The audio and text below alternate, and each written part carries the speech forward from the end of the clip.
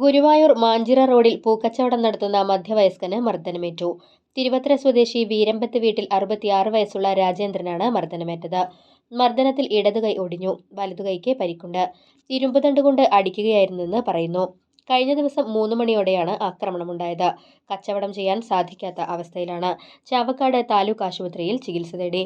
പൂക്കച്ചവടം നടത്തുന്ന സ്ഥലത്ത് മലമൂത്ര വിസർജനം നടത്തിയത് ചോദ്യം ചെയ്തതാണ് മർദ്ദനമേൽക്കാൻ കാരണം. ഗുരുവായൂർ പോലീസിൽ പരാതി നൽകിയെങ്കിലും പ്രതികളെ പിടികൂടുന്നതിന് നടപടിയുണ്ടായില്ലെന്നും പ്രദേശത്ത് നിരന്തരം ഭീകരാന്തരീക്ഷം സൃഷ്ടിക്കുന്ന ആളുകളാണ് മർദ്ദിച്ചതെന്നും രാജേന്ദ്രൻ പറഞ്ഞു. അവിടെ വഴിയോര കച്ചവടം ചെയ്യുന്നു. 7 കൊല്ലമായി 8 കൊല്ലമായി ഞാൻ അവിടെ വഴിയോര കച്ചവടം ചെയ്യുന്നു. എനിക്ക് നഗരസഭയുടെ സർട്ടിഫിക്കറ്റും ഉണ്ട്. അപ്പോൾ എന്താ സംഭവം എന്ന് വെച്ചാൽ, ഞാൻ കച്ചവടം ചെയ്യുന്നതിൻ്റെ അരികെ, അതായത് ഗേറ്റിൻ്റെ അമ്പലത്തിലേക്ക് പോകുന്നതിൻ്റെ റൈറ്റ് സൈഡിൽ ഒരു ചന്ദനം എന്ന് പറഞ്ഞ ഒരാളും അയാളുടെ ഭാര്യ അവിടെ കിടക്കുന്നുണ്ട്. അപ്പോൾ അവർ അവിടെ മലവിസർജനം ചെയ്തപ്പോൾ ചെയ്യരുതെന്ന് പറഞ്ഞതാണ് കാരണം.